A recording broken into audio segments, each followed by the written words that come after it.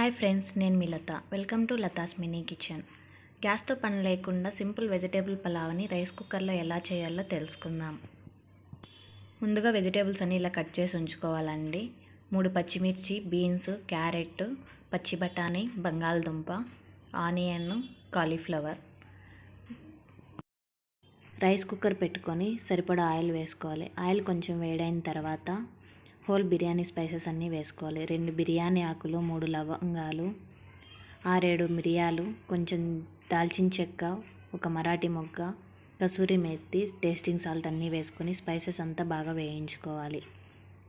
అవి కొంచెం వేగిన తర్వాత పచ్చిమిర్చి, ఆనియన్ని వేసుకొని కలుపుకుంటూ వేయించుకోవాలి.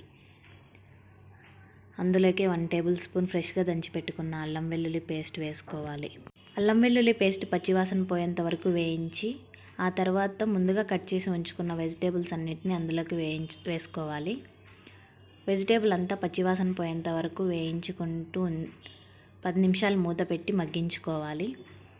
10 నిమిషాల తర్వాత మూత తీసి 1/2 టేబుల్ స్పూన్ గరం మసాలా వేసుకోవాలి.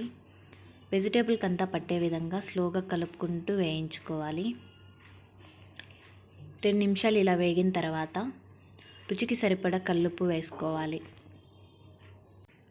ఇందులోకి 6 కప్పుల వాటర్ వేసుకొని నీటిని బాగా మరిగించుకోవాలి.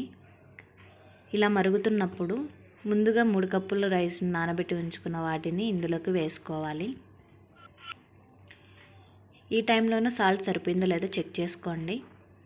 రైస్ అన్నీ వేసిన తర్వాత కొంచెం పుదీనా, కొత్తిమీర తరుగు పైన చల్లుకొని మూత పెట్టి 30 నిమిషాలు ఉడికించుకోవాలి. 30 నిమిషాల తర్వాత మూత తీసి చూస్తే simple tasty rice cooker vegetable pulao ready అండి. చాలా సింపుల్గా ఇలా ట్రై చేసి చూడండి, చాలా బాగుంటుంది.